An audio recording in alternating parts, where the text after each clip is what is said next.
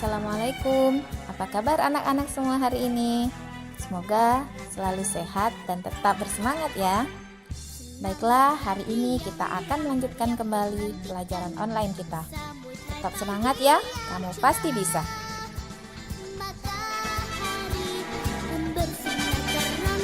Assalamualaikum. Apa kabar anak-anak semua? Ibu harapkan semuanya dalam keadaan sehat dan bersemangat selalu ya. Baiklah anak-anak, hari ini kita akan melanjutkan pelajaran kita di tema 2, Persatuan dalam Perbedaan, subtema 1, Rukun dalam Perbedaan. Muatan pelajaran IPA yang akan kita pelajari adalah menganalisis cara tumbuhan menyesuaikan diri dengan lingkungannya. Kalian sudah membaca buku siswa tema 2 kan? Kalau sudah, kalian pasti sudah mengetahui tentang pepatah ini. Ya, pepatah ini, di mana bumi dipijak, di sana langit dijunjung. Artinya, kita perlu menyesuaikan diri apabila berada di lingkungan yang baru agar dapat diterima dan hidup berdampingan dengan damai. Begitu pula dengan tumbuhan. Agar keberlangsungan hidupnya terjamin, tumbuhan juga harus menyesuaikan diri dengan kondisi lingkungannya. Agar keberlangsungan hidupnya terjamin, tumbuhan harus menyesuaikan diri dengan kondisi lingkungannya.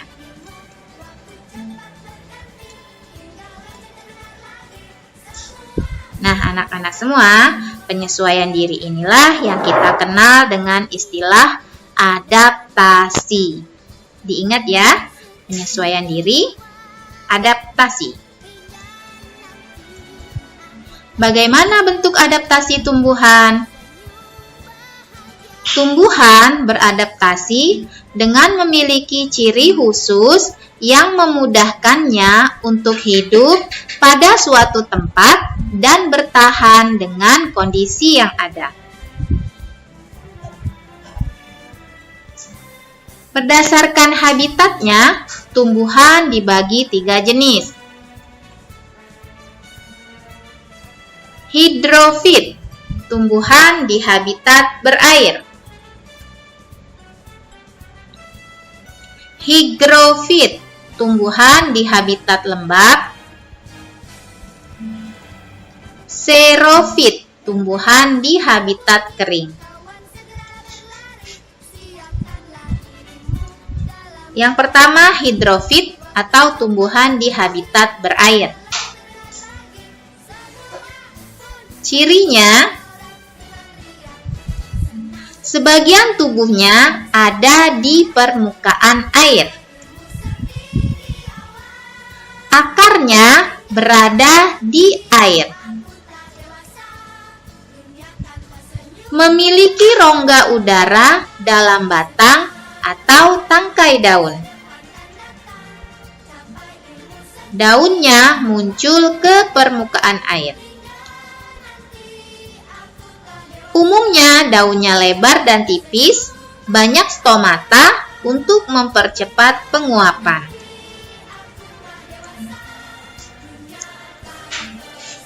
Nah, untuk memudahkan kalian mengingatnya, coba kalian amati contoh tumbuhan hidrofit berikut ini. Yang pertama, eceng gondok.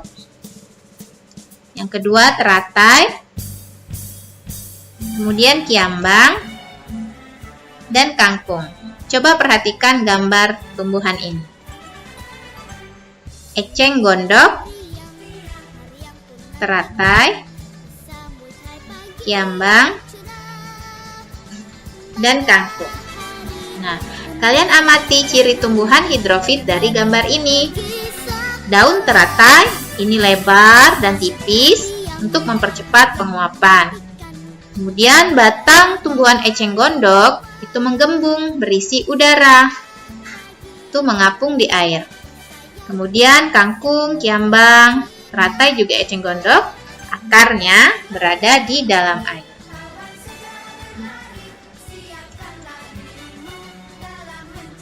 Berikutnya, tumbuhan higrofit atau tumbuhan di habitat lembab.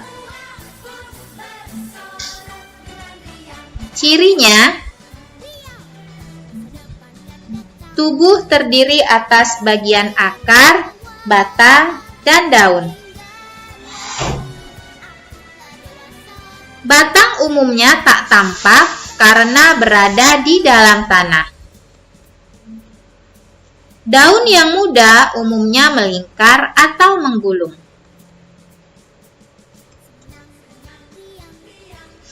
Contoh tumbuhan higrofit: pakis, keladi, dan lumut.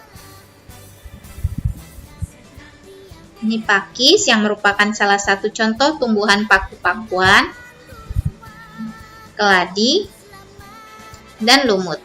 Tiga tumbuhan ini hidup di tempat yang lembab atau basah.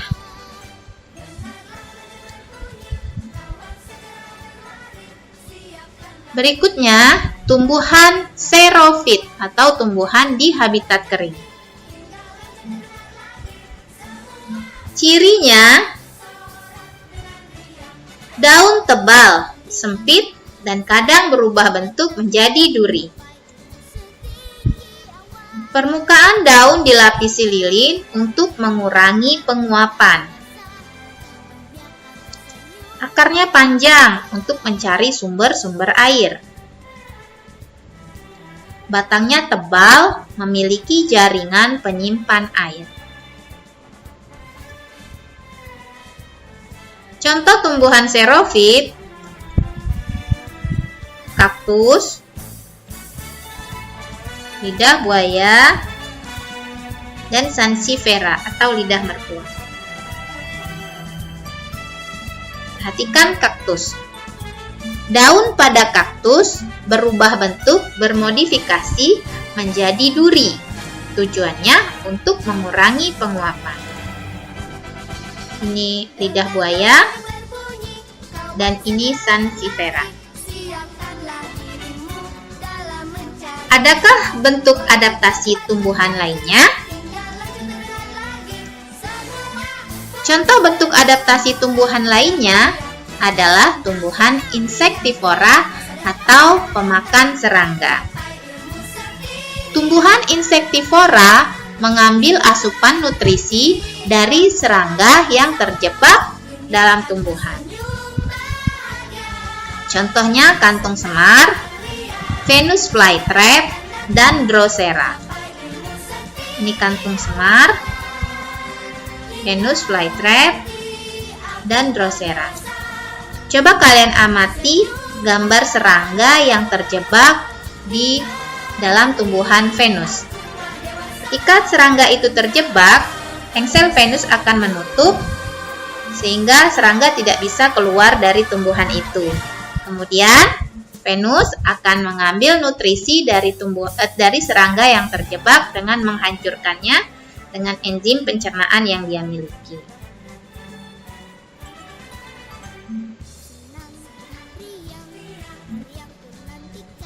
Tumbuhan juga memiliki bentuk adaptasi berupa pelindung dari pemangsa atau herbivor yang mengancamnya.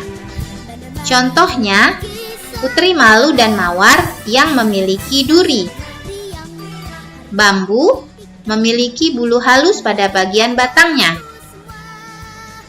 Dan nangka dan sawo yang memiliki getah untuk menghindari diri dari serangan pemangsa.